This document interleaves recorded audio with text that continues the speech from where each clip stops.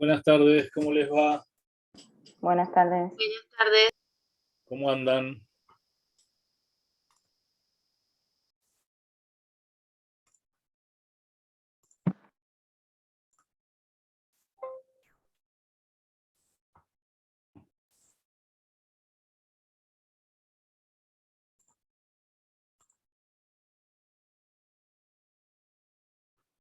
Ay, Karim, te veo a vos sola, ¿qué pasó? Ay, no sé. Por ahí en la vista, en galería. Ahí estoy, volví. Ah, Chicos, prendan las cámaras, por favor.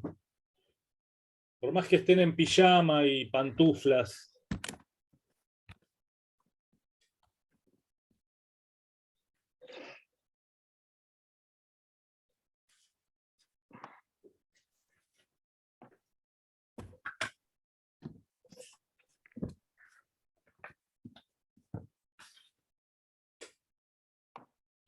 Bueno, ahora sí.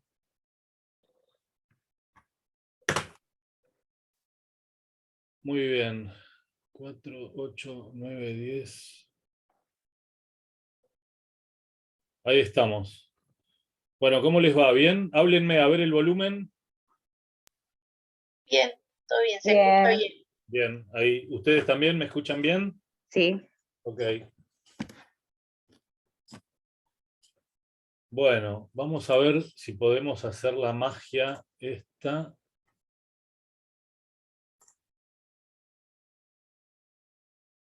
Perfecto.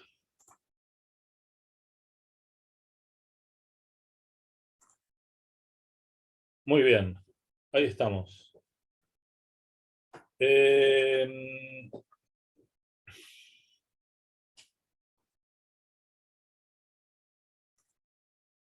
Ahí estamos, pero no era eso lo que íbamos a compartir.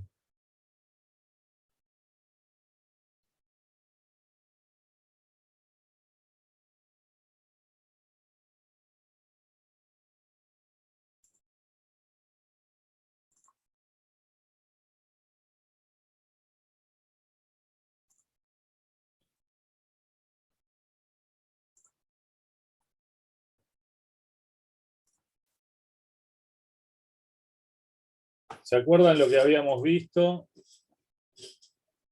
Nuestro último encuentro tuvo que ver con esto de empezar a ver cómo se empezaban a juzgar esos delitos internacionales y empezamos a ver ese proceso de Nuremberg como de alguna manera no cumplía con todos los principios que hoy entendemos que son indispensables de un derecho penal. Sin embargo, fue un intento de mostrarle a la comunidad internacional que había un lado bueno, que había ganado, y que había un lado malo que iba a ser sentado en el banquillo, iba a ser acusado. Y después de eso vimos que sentenciaron muy pocos a muerte, pocos a prisión. Fueron no solo amnistiados muchísimos políticos, funcionarios judiciales, eh, funcionarios de las fuerzas de seguridad durante el nazismo, durante la Segunda Guerra, que no solo fueron amnistiados, sino que hay muchos que ni siquiera fueron siquiera procesados. Y así llegamos a hablar algo de la impunidad de la burguesía alemana y nombramos a esta fábrica que hoy es Bayer, que era la IG Farben, como les conté el jueves pasado, los creadores del Ciclón B, el gas con el que se aniquilaron los millones de judíos que se aniquilaron en los campos de exterminio. Les conté de Primo Levi, ese químico y escritor italiano que escribió un libro que se titula Y así fue Auschwitz, y ahí, bueno, revive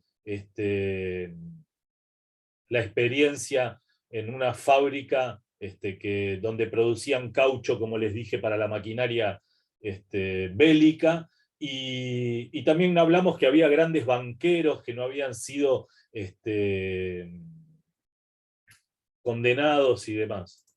Y así llegamos al final de la guerra, y les contaba que tanto en Francia como en Italia, fruto de esa resistencia tan fuerte en esos países, se empezaron a generar, podríamos decir, asambleas o procesos populares en lugares públicos, en donde, y empezaron a generarse, empezaron a llevarse a cabo de manera generalizada, y siempre hablamos después del 44-45 con la guerra terminada. Lo que se hizo fue procesos populares de juzgamientos, en realidad, de colaboracionistas con el régimen nazi. En Francia lo llamaron la depuración, y pasaron por la horca y fusilaron militares, delatores, torturadores, los comerciantes que se habían enriquecido y demás. Y hasta la llegada de Gaulle, el presidente francés promovió lo que él mismo denominó el modelo Nuremberg, y el modelo Nuremberg no era ni más ni menos que juzgar a unos pocos, miles de genocidas franceses fueron amnistiados, y no sé si se acuerdan, en Francia ocurrió algo que llama poderosamente la atención.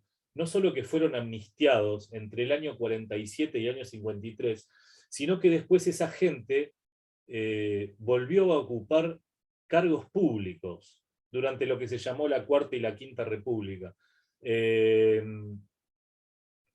Había un personaje nefasto, el mariscal Pétain, se decía que era un títere de los nazis, y este personaje tan célebre y tan macabro, porque fue fundamental en la ayuda francesa al gobierno alemán o al régimen nazi, en el año 1951, 6 años después de la guerra, el propio Pétain fue dejado en libertad. Y lo mismo ocurrió en Italia, y hablamos de la resistencia partisana, hablamos que en Italia fueron un poco más lejos y colgaron en la Plaza Loreto de Milán hasta al propio Mussolini, ¿no? Que era un poco el Hitler italiano. Hay un libro muy interesante de Enzo Traverso,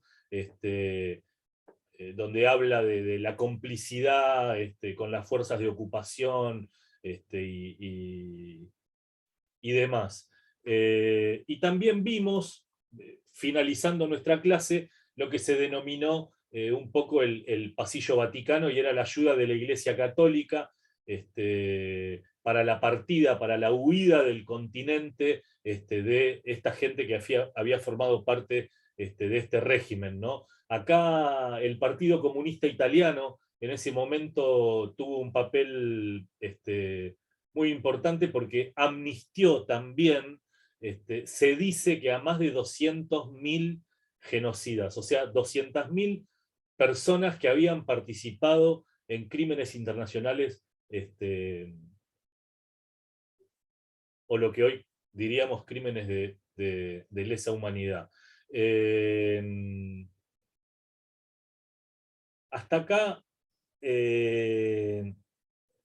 era un poco donde habíamos llegado, y yo lo que quería que veamos y que compartamos era que una de las grandes, creo yo, falacias, y esto es una opinión personal, ni siquiera es una opinión de la cátedra, es una opinión personal.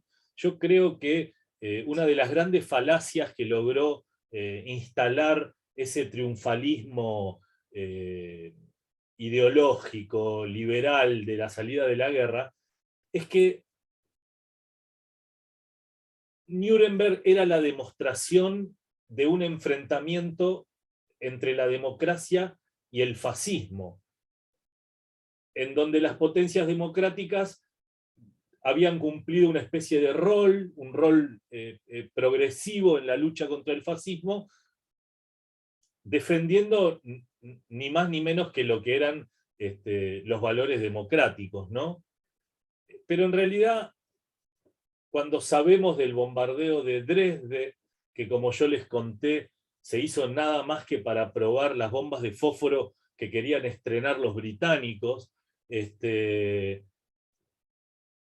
relato que yo les digo, la verdad, no solo que esconde el verdadero objetivo, que yo creo que el verdadero objetivo era realmente repartirse el mundo en términos de poder entre los distintos imperialismos que lo iban a hacer. Ustedes piensen que estamos hablando de Rusia, de Estados Unidos y de Gran Bretaña, ni más ni menos, ¿no? Y acá hablamos de que también hubo genocidios por parte de esas potencias occidentales que se llamaban democráticas, ¿no? Prueba de eso, como les dije el otro día, el bombardeo de Dresde para probar estas bombas de fósforo nuevas.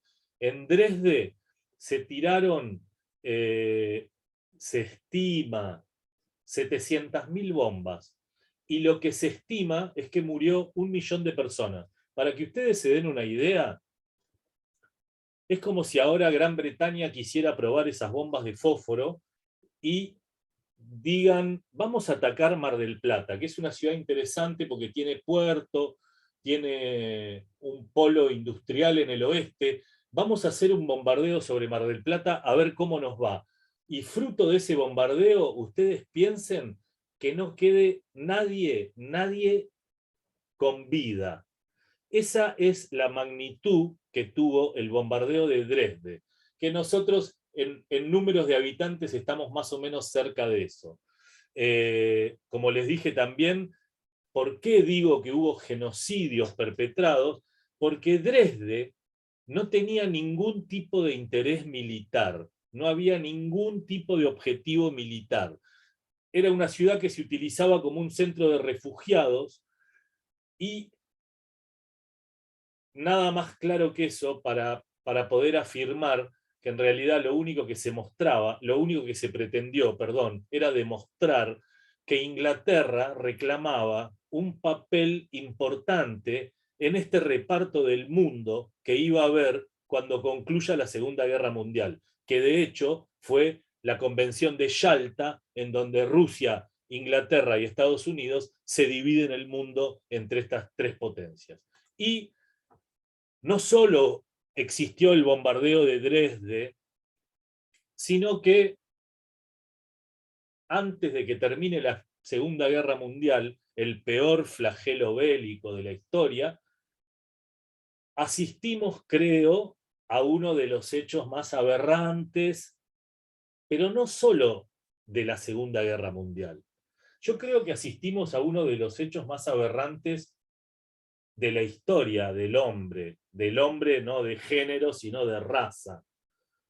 La historia de la humanidad, mejor dicho. Porque asistimos a las dos únicas ocasiones en las que el hombre utilizó una bomba atómica destinada a matar a otros hombres. Y hablo de nuevo como género, como especie, perdón, y no como género. Y esto fue lo que pasó en Hiroshima y Nagasaki.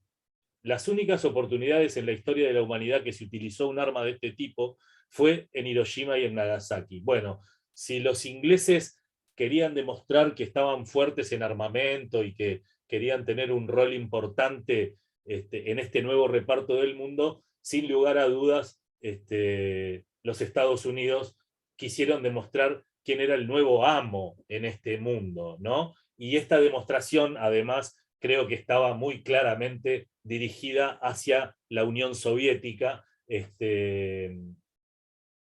para demostrar no solo la capacidad de fuego, sino que también estaban convencidos de tener que usarla en caso de que sea necesario, ¿no? Se estima que entre Hiroshima y Nagasaki murieron alrededor de 500.000 de personas. Fueron juzgados los militares y los funcionarios norteamericanos e ingleses por algún tribunal internacional por haber cometido estos genocidios que ustedes ven ahí. Yo les puedo asegurar que no, ninguno fue juzgado, y creo que en muchos casos varios fueron inclusive puestos en una especie de cargo o de estandarte de defensores de la democracia internacional.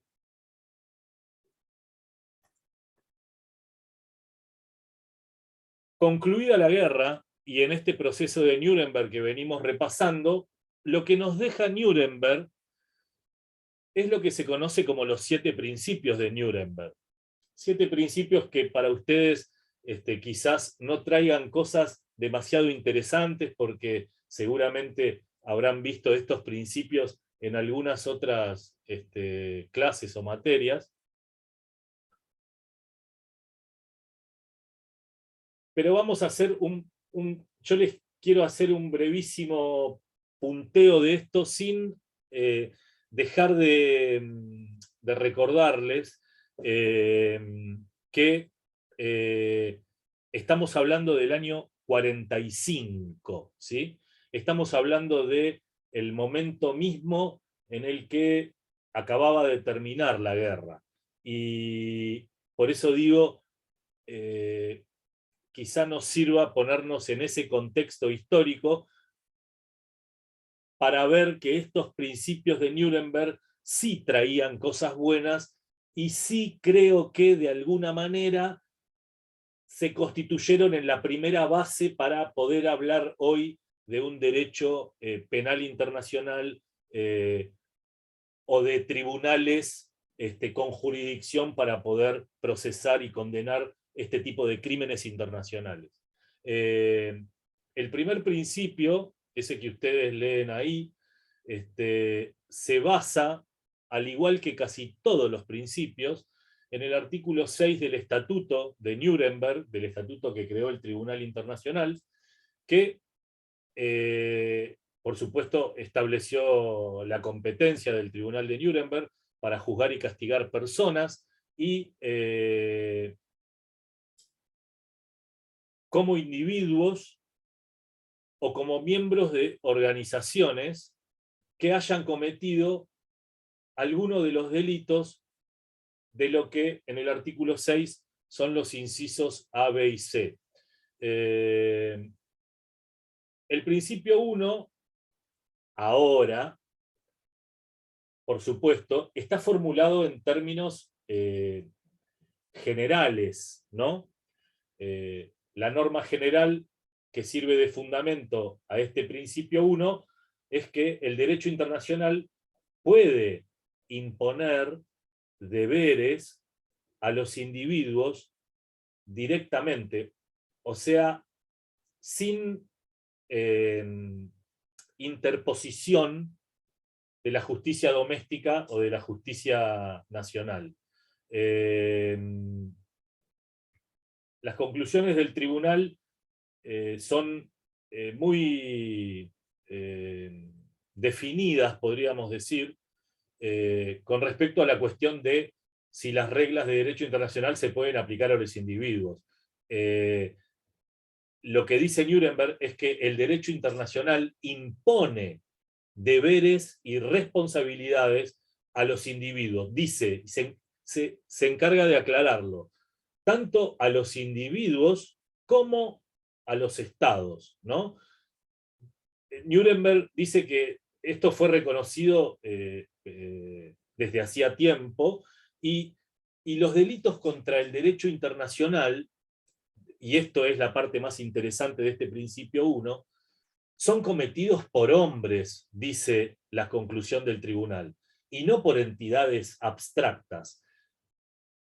Entonces, solo mediante el castigo a esos individuos que cometen esos delitos es que se pueden y se deben aplicar las disposiciones del derecho internacional, ¿sí? Así arranca el primer principio de Nuremberg. El segundo, que ustedes ven ahí, es un poco la continuación del primero. Se admite la responsabilidad de los individuos por delitos del derecho internacional, y es obvio que no están exentos de responsabilidad por el hecho de que ese delito no sea considerado delito, valga la redundancia, en el ámbito interno, en el derecho doméstico. De ninguna manera es una causal exculpatoria, ¿no? Ahí el tribunal se refiere expresamente a la relación entre responsabilidad nacional y responsabilidad internacional. Es uno de los incisos A, B y C del artículo 6, y este es el principio en el que una persona que comete un delito internacional es responsable, está sujeta a la sanción que corresponda con arreglo al derecho internacional, independientemente de lo que se disponga en el derecho doméstico del Estado al cual pertenezca, ¿sí? Implica lo que comúnmente, y lo que ustedes, no sé si vieron monismo y dualismo, ¿lo vieron? Esto es lo que comúnmente se llama, y más si vieron monismo y dualismo, la supremacía del derecho internacional por sobre el derecho doméstico, ¿sí? El tribunal lo que consideró es lo que les dije hoy, que el derecho internacional puede obligar a los individuos, aun cuando el derecho doméstico no tenga reglas que lo observen, ¿sí? El tercer principio tiene que ver con el artículo 7 del estatuto. El hecho de que un individuo haya actuado, como dice el principio, o como jefe de Estado, o como autoridad de Estado, en definitiva, no lo exime de su responsabilidad en derecho internacional, ¿sí? Si bien, como ustedes saben, el principio de derecho internacional es que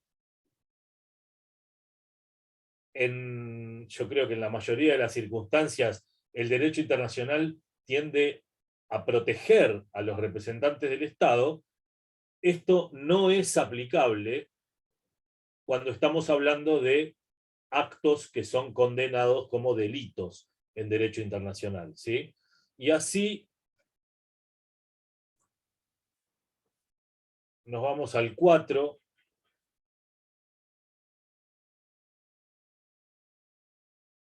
Este está basado en el artículo 8 del estatuto.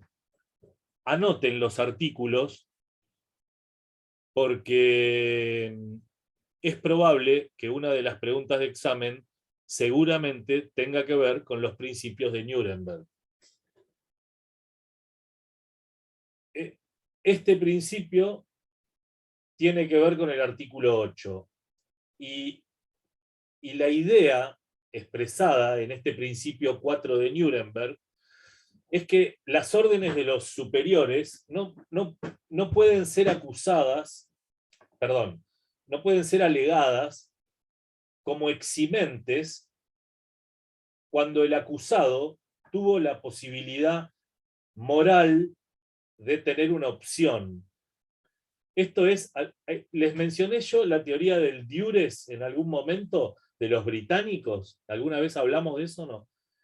Esto es lo que los británicos o los internacionalistas británicos llaman la teoría del diures. Y la teoría del diures, por decirlo coloquialmente y en dos palabras, lo que se refiere es cuando tenemos la posibilidad moral de tener una opción. ¿Qué quiero decir con esto? Si la situación es, vieron que en el ejército ese orden vertical que impera, vieron que es recontra respetuoso, o sea, ningún soldado le va a decir algo a un cabo, y ningún cabo le va a decir algo a un sargento, y ningún sargento le va a decir algo a un capitán, y así hasta los generales de los generales. Pero ese orden es muy rígido, es muy estricto. Si la situación fuera, estoy tratando de contarles el diures de los británicos, si la situación fuera que viene un superior, teniente coronel, y le da un arma a un soldado, y le dice, soldado, dispárele en la cabeza a la persona esta que tiene parada contra la pared, ustedes me dirán, y bueno, no tiene mucha posibilidad moral de opción, porque le dio el revólver cargado y está el tipo parado a 5 metros, le tiene que tirar a la cabeza.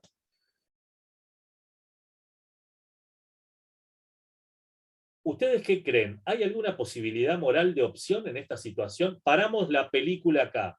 ¿Hay alguna posibilidad moral de opción? ¿O ese pibe que le entregaron el arma está cagado y tiene que fusilar al tipo que tiene parado adelante? No se escucha nada. Es difícil, difícil. Podría analizarlo. oponerse, pero probablemente Se sea muera. contrario para él, claro. O lo maten a él o qué sé yo. Es difícil. Karin, está buena, es una posibilidad. En definitiva, la teoría del diures plantearía en esta situación la posibilidad de decir, bueno, mire, señor general, yo acá le devuelvo el arma, le devuelvo el uniforme y no soy más soldado. Y me voy a mi casa o me voy a trabajar de zapatero, pero no de soldado, porque es mucho más probable que de zapatero nadie me obligue a matar a nadie. Pero si trabajo de soldado, y en un régimen como el que se estaba juzgando en ese tribunal en ese momento, bueno, había muchas más posibilidades de que te den un arma y te obliguen a realizar determinadas acciones. Este principio es o tiene que ver con el estatuto 8 con el artículo 8 del estatuto y con la posibilidad moral de opción, ¿sí? Y si lo quieren googlear, Dures se escribe Dures con doble S al final. Esa es la teoría de los internacionalistas británicos. Doctor, disculpe. ¿Cómo?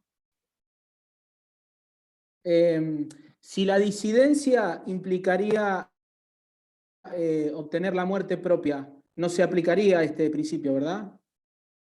Claro, claro. Mirá, Emiliano, ahí veo Cardinali. ¿Tenés algo que ver con Luis Cardinali de Fiscalía Federal? No. Menos mal. No, estoy jodiendo. Un amigo. Por ahí me venía bien para acomodarme, pero no tengo esa suerte. Bueno, está bien. De eso charlamos en otro momento, que ahora se está grabando la clase, no hablemos de eso. No, Emiliano, mirá, eso que vos decís, hay un antecedente en la Segunda Guerra Mundial que tiene que ver justamente con los nazis, y si mal no recuerdo, tenía que ver con un primer mandatario, un embajador, no me acuerdo si de República Checa o de, bueno, un país, o de Rumania, le dieron, según la leyenda urbana, yo no estaba ahí, nunca vi una foto, pero le dieron la lapicera para firmar un documento determinado, creo que los habilitaba a los alemanes a hacerse cargo de un puerto, me parece que era una medida por el estilo, lo leí hace ya mucho tiempo. Y le dieron la lapicera con el documento escrito, nada más que para que ponga la firma, le pusieron un revólver en la cabeza y le dijeron que en ese mismo momento los que tenían un revólver en la cabeza eran los integrantes de su familia, su mujer y sus hijos. No eran tiempos de WhatsApp para una selfie, un toque, por lo cual de más está decir que este señor firmó. Porque no tuvo la posibilidad moral de opción. Yo no sé si vos tenés hijos, Emiliano, pero yo tengo. No. Bueno, y yo te aseguro que ante la sola posibilidad de pensar que a uno de tus hijos les podría estar en esa situación en ese momento, en términos de firmar, firmás cualquier cosa. Y yo creo que firmás cualquier cosa y haces, yo creo que casi cualquier cosa también. El día que tengan hijos se van a acordar de esta clase. Tiene razón, doctor. El principio número 5, bueno, esto fue expresamente, porque así como criticamos, entre comillas, nobleza obliga, y también decimos las cosas como son, o intentamos, este principio fue expresamente reconocido, y yo diría que fue cuidadosamente desarrollado en el Estatuto de Nuremberg. El Estatuto contiene un capítulo que se llama el juicio, no me acuerdo si se llama el juicio imparcial para los procesados, o el juicio imparcial para los procesados, creo que es el título del capítulo. Ahí lo que se hace, ni más ni menos, es que asegurar la imparcialidad del proceso, ¿no? Todos los datos de la acusación tenían que tener, por ejemplo, un detalle pormenorizado para que el acusado pudiera entender con exactitud sobre qué hecho se lo estaba juzgando o se lo estaba procesando.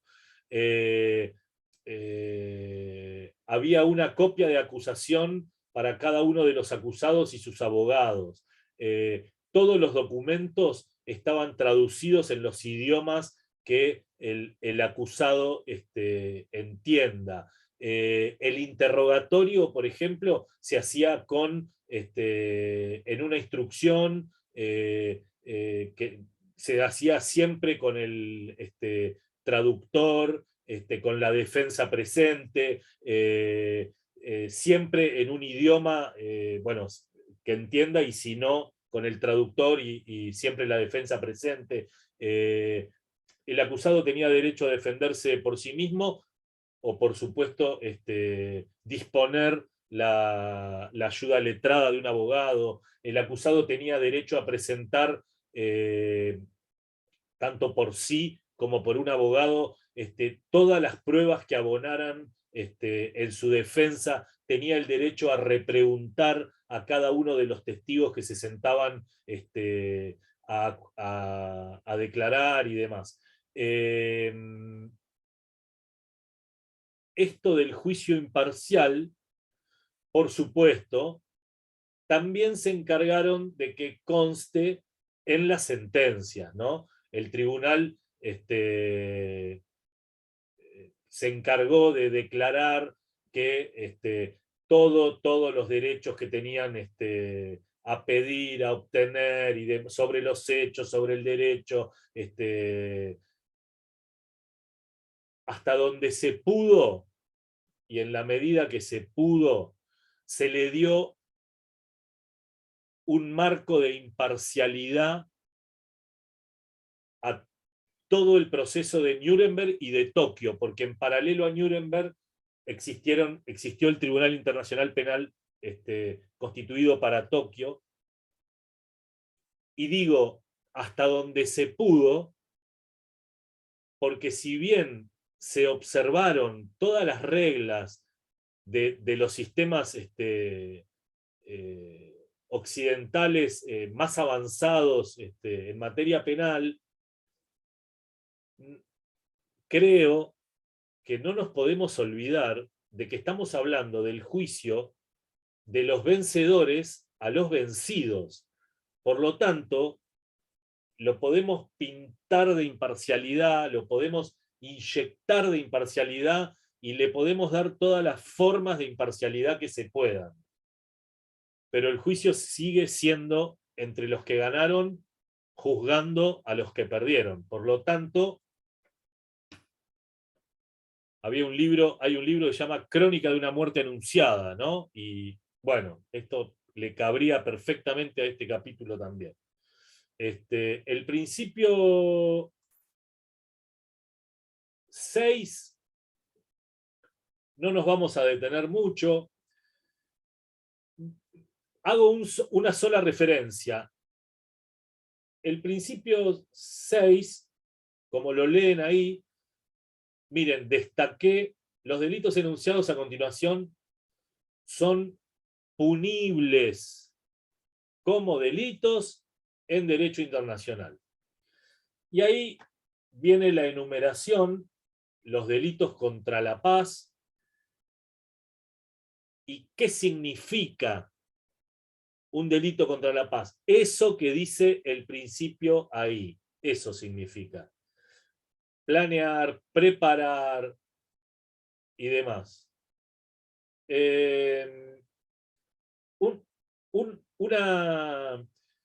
Dos palabritas de esto.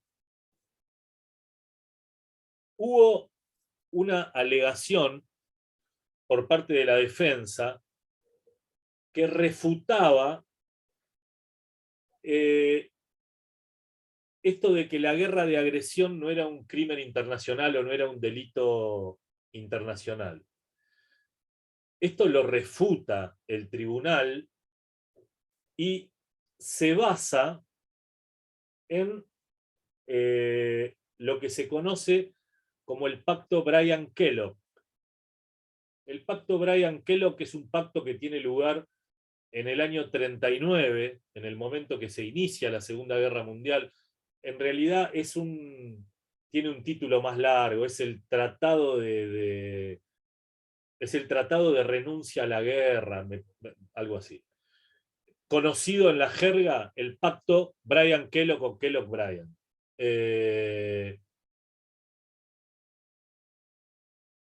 Ese pacto, que es del año 1928, en el año 39 regía, podríamos decir, o estaba en vigor en creo que más de 70 estados. Y todas las naciones que firmaron el pacto Bryan-Kellogg condenaban el uso de la guerra, o mejor dicho, el recurso de ir a la guerra como un instrumento de política. Por lo tanto, por eso se llamaba así, renunciaban a la guerra como instrumento político. Bueno, eso y muchas cosas más. El tribunal toma esto del pacto Bryan-Kellogg diciendo que cualquiera de estas acciones que están enumeradas forman parte de este crimen internacional que se denomina delitos contra la paz. Porque después, se basan en el pacto Bryan-Kellogg y se basan en el Tratado de Asistencia Mutua de la Sociedad de las Naciones, se basa en el preámbulo de la Sociedad de las Naciones cuando se refiere a la parte de solución pacífica de controversias. Hay una declaración sobre las guerras de agresión del año de la Sociedad de las Naciones también, me parece que del año 27, del año del fallo de Corfú, y bueno, también se basan en esa declaración y demás. Se hacen fuertes más que nada sobre el pacto Bryan-Kellogg para afirmar que estos tres tipos de delitos son punibles como delitos de derecho internacional. El primero de ellos, este que vemos acá, el segundo, este que vemos acá, que es el delito de guerra, y bueno, el principio en sí mismo lo explica claramente. El tribunal inclusive declaró que esto estaba comprendido en las convenciones de La Haya de 1907 y en la Convención de Ginebra del 29. No sé si se acuerdan, yo les dije Ginebra del 49, tuvo varias Ginebras antes, pero las anteriores se referían nada más que a personal militar. Ginebra del 29 tiene que ver con el trato de los prisioneros de guerra, por eso el tribunal lo vinculó con ese, y el último delito que se enuncia como tercer delito es el de los crímenes contra la humanidad o crímenes de lesa humanidad, porque el término lesa significa la totalidad. Este principio también está basado en el artículo 6 del estatuto y podríamos decir que distingue dos categorías o tiene una clasificación en dos. La primera es el asesinato, el exterminio, la esclavización, la deportación, bla, bla, bla. Y la segunda clasificación o la segunda parte es el tema de las persecuciones y sus motivos, ¿no? Políticos, raciales, económicos, religiosos, lo que fuera. El último principio.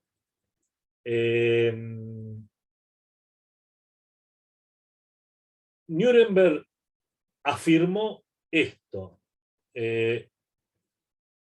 Los instigadores, los cómplices, los que hubieran participado en cualquier etapa de la formulación o de la ejecución de este plan común, para cualquiera de los delitos mencionados, eran responsables por los actos realizados.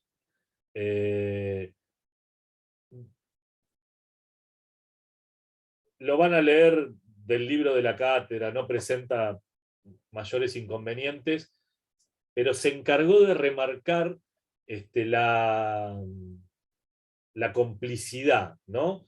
Se los hacía plenamente responsables a los participantes en cualquier plan común que tuviera, y ojo, la complicidad tanto para preparar como para iniciar, como para llevar a cabo, como para hacer una guerra de agresión, ¿sí?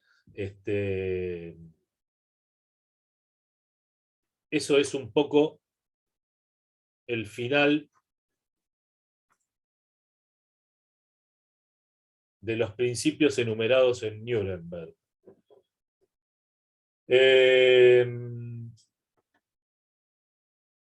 Vamos a seguir.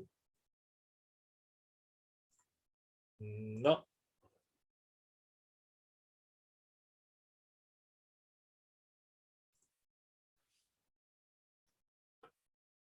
Acá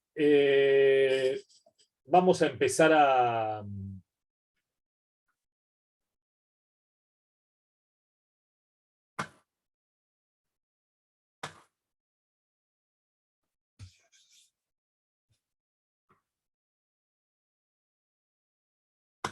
Chicos, me desapareció el mouse. Esto es terrible.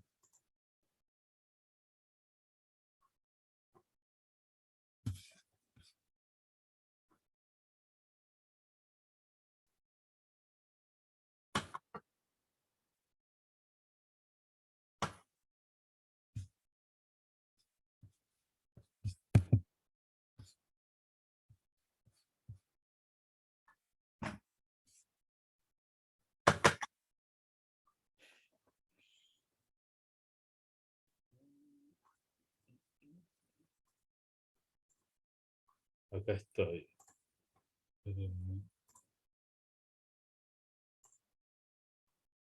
Acá está. Muy bien. Bueno.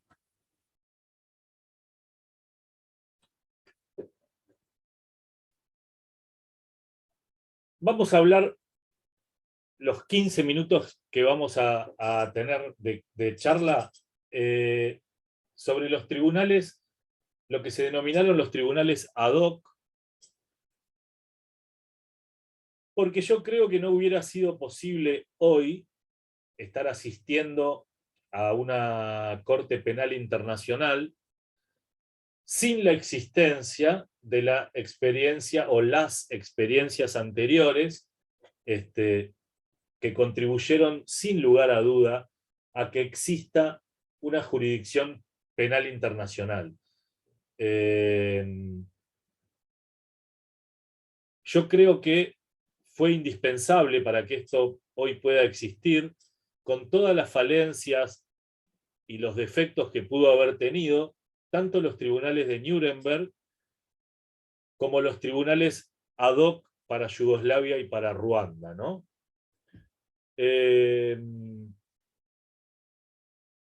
Después de las atrocidades que se habían cometido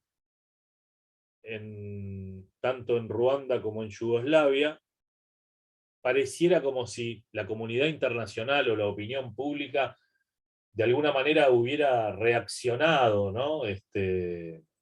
Frente a semejantes atrocidades. Casi 50 años después de concluida la Segunda Guerra Mundial, asistíamos nuevamente al delito de genocidio, deportaciones, purificación de razas, violaciones en masa, desapariciones, torturas y demás. ¿Cómo responde Naciones Unidas a esto? Responde a través del Consejo de Seguridad,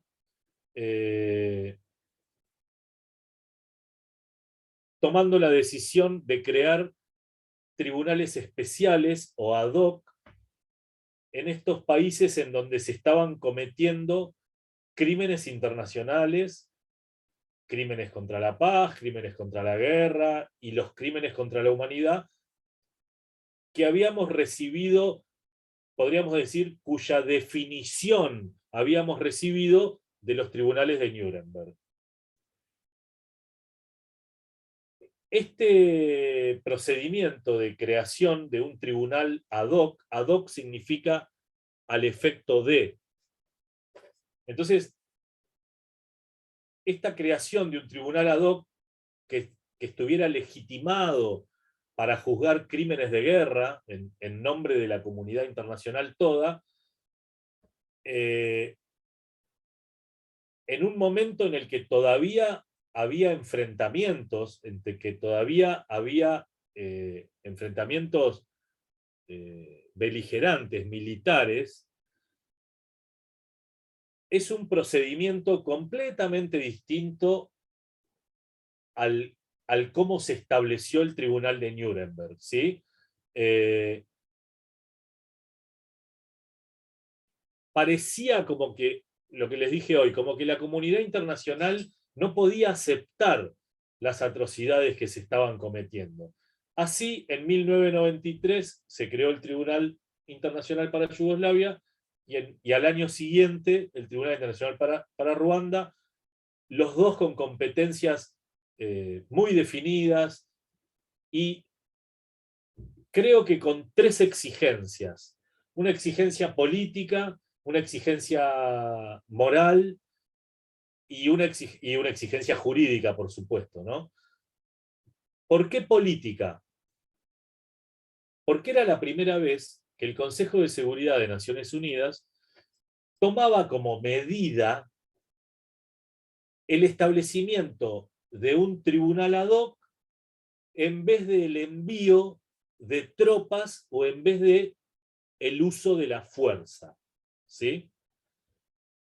La competencia de estos tribunales se iba a acotar solamente para juzgar lo que vimos recién, los crímenes de guerra, los crímenes de lesa humanidad y el genocidio que nos venía, que ya nos había traído Nuremberg, ¿sí?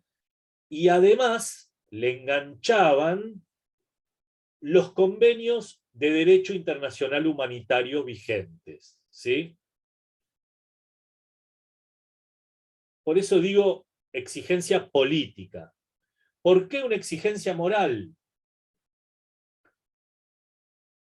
La comunidad internacional parecía que no podía aceptar más que hubiera limpiezas étnicas, que hubiera violaciones de derechos humanos, que hubiera desplazamientos de población y todas las atrocidades que se habían cometido contra los prisioneros de guerra en todo tiempo, y no podían permitir, o pareciera como que no se podía permitir, todo lo que estaba ocurriendo en lo que hoy es la ex Yugoslavia. Era como que moralmente no se podía aceptar más. En ese mapa de Europa, concluida la Segunda Guerra Mundial, vean ustedes, esto, tengo un puntero láser, ¿no? Pero no lo encuentro. Ya sería demasiado. Esto es Yugoslavia. ¿Lo ven? El norte, enclavado casi en el centro de Europa Occidental. Esto era la República Socialista de Yugoslavia. Y dije exigencia política, dije exigencia moral y exigencia jurídica. Porque de alguna manera esta Organización de Naciones Unidas estaba respondiendo a ese deber jurídico de juzgar. En realidad lo ideal sería prevenir, pero bueno, los penalistas dicen tampoco que la función del derecho penal no es prevenir estos hechos atroces, y en realidad el deber jurídico eran de que tengan un proceso de acuerdo a derecho y eventualmente, si correspondiere, una condena en el marco de un proceso llevado a cabo con todos los principios que rigen los procesos de los ordenamientos jurídicos de Occidente. Y lo que se trató con Yugoslavia y con Ruanda, creo yo, es tratar de demostrar que se castigaba y que la idea era que no vuelvan a ocurrir en ningún otro lugar del mundo este tipo de delitos. Porque sepan ustedes que las guerras yugoslavas o las guerras de los Balcanes o la división de ese país que ven ahí tuvo el calibre igual o peor de los crímenes que se cometieron en la Segunda Guerra Mundial, sin lugar a dudas.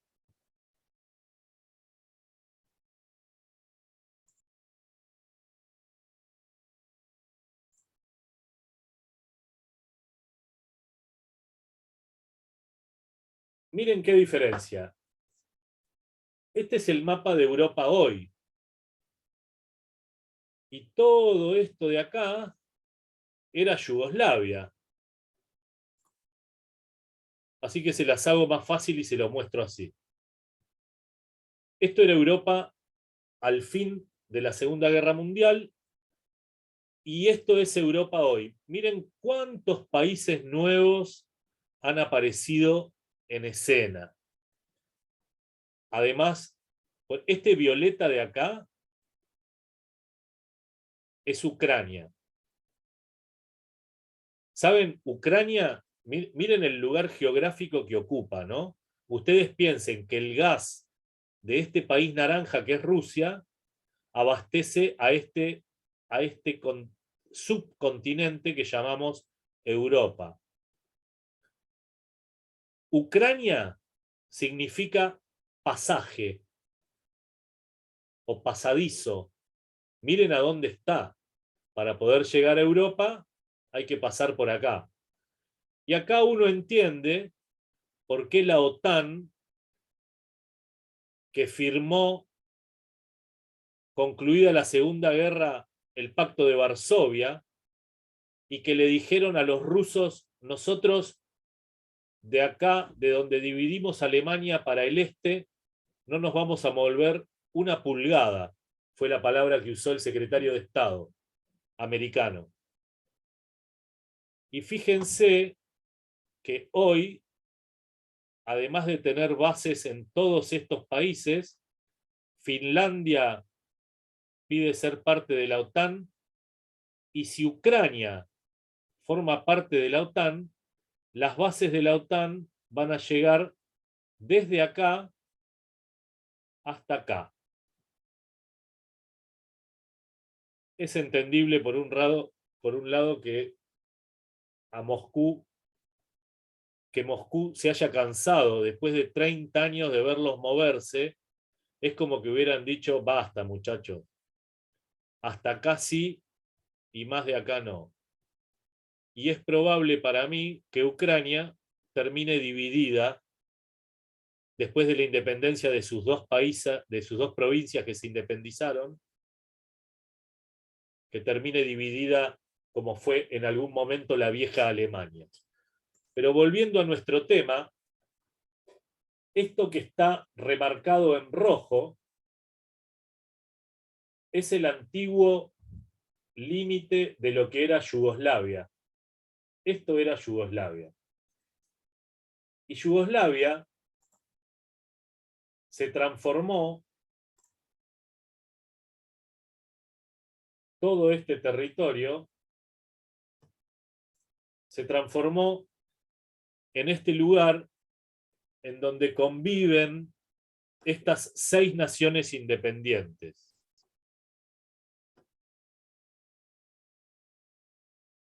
Dos palabritas de la crisis de los Balcanes y nos vemos la semana que viene.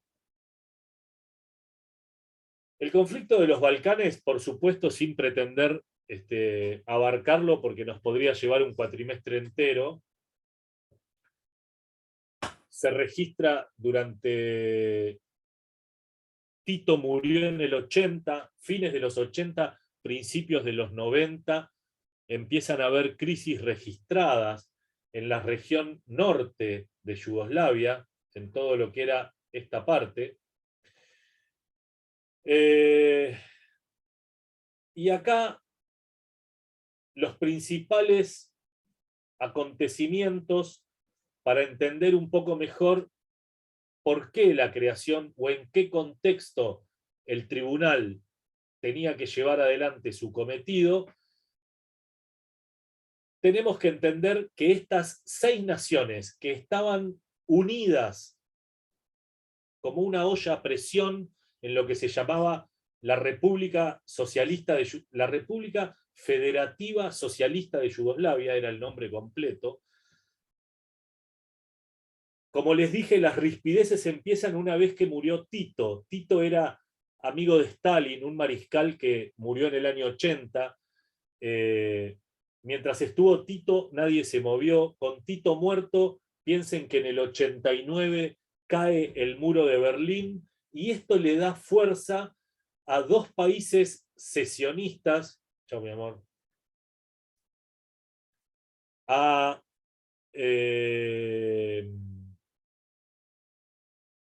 Me perdí. Le da origen a la independencia de los primeros 2 países secesionistas o que se separan. Los primeros que se separan son Eslovenia y Croacia. Declaran su independencia para el año 91. A partir de este momento se empieza a agravar una crisis. Siempre hubo problemas en torno a la lucha armada que había entre serbios que residían en Croacia o en Bosnia. Acá hay un apoyo de la República Serbia, que es la naranja que ven ahí, porque Serbia se entendió siempre como la continuadora de la vieja Yugoslavia, y por lo tanto, estos conflictos eran ni más ni menos que conflictos con otras etnias, porque, y digo otras etnias en particular, con los croatas y con los musulmanes. Y el objetivo era, o mejor dicho, con el objetivo, Serbia, de evitar que la Federación Yugoslava se desmembrara por completo, ¿no? O por lo menos con la intención los serbios de poder ganar la mayor cantidad de terreno posible o el control de la mayor cantidad de territorios posibles. La crisis, por otra parte, estuvo, de alguna manera, podríamos decir, marcada siempre por la impotencia no solo de Naciones Unidas, sino de la Unión Europea, que muchas veces parecía que hacían esfuerzos, pero no encontraban ninguna respuesta a los altísimos grados de violencia que se venía viviendo en el territorio de la ex Yugoslavia. Y así se llega a la crisis de Bosnia y Herzegovina, que se da con, lo podemos llamar Serbia o la ex Yugoslavia, y esta crisis tiene su eje principal en la cuestión racial. Y hay un hecho, hay un acontecimiento importante en el 92, que es cuando los bosnios deciden, a partir de un referéndum popular, deciden por una mayoría abrumadora, creo que casi del 90%, la independencia de la Federación Yugoslava. Como consecuencia de esa decisión, los serbio-bosnios, porque a su vez estaban todos mezclados, los serbio-bosnios que se habían abstenido de votar, comienzan una avanzada bélica militar y termina, podríamos decir, con el aplastamiento de Bosnia, o gran parte del territorio de lo que hoy es Bosnia, para mediados del 92. A partir de acá, todos los informes de Occidente no paran de mencionar las violaciones a los derechos humanos, al derecho humanitario, que la magnitud del conflicto estaba llegando a los límites de la Segunda Guerra Mundial, y básicamente lo que se denunciaba era que las fuerzas serbio-bosnias habían instalado un régimen no solo de intimidación, sino de muerte, porque había ejecuciones, contra las demás poblaciones, especialmente contra las demás comunidades o poblaciones que fueran musulmanas. ¿Y en qué consistía? Había ejecuciones sumarias, esto es, fusilamientos en masa, había violaciones de mujeres en masa, había campos de concentración, había expulsión de pobladores, había torturas, se estaba llevando a cabo ni más ni menos que un verdadero genocidio, ¿no? Por supuesto, los serbio-bosnios también recibieron de las otras etnias, y la violencia logró una escalada enorme, sumado, como les dije hoy, que no es un hecho menor, el hecho de que Tito ya había muerto hacía 10 años, ¿no? La muerte de Tito, además de la debacle político, produjo una fuertísima crisis económica. Y las crisis económicas no son buenas. Fue como echarle nafta al fuego, y los conflictos bélicos en Yugoslavia no hicieron nada más que crecer. En este momento se produce la asunción de Milosevic en Serbia, y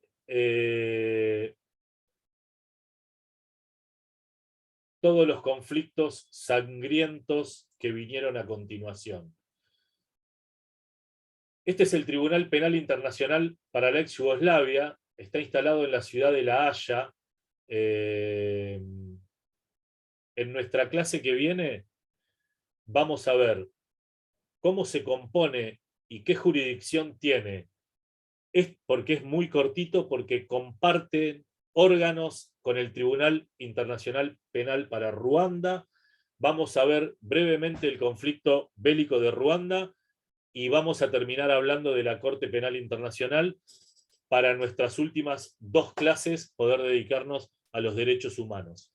¿Alguna pregunta para hacerme de lo de hoy? Les deseo un muy buen fin de semana.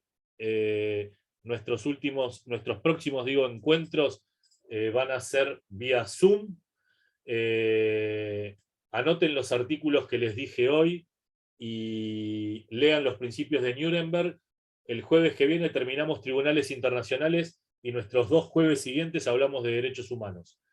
Que tengan buen fin de semana. Bueno, gracias. Hasta luego. Gracias, luego. gracias. Chicos, nos vemos. Igualmente. Adiós. Nos vemos.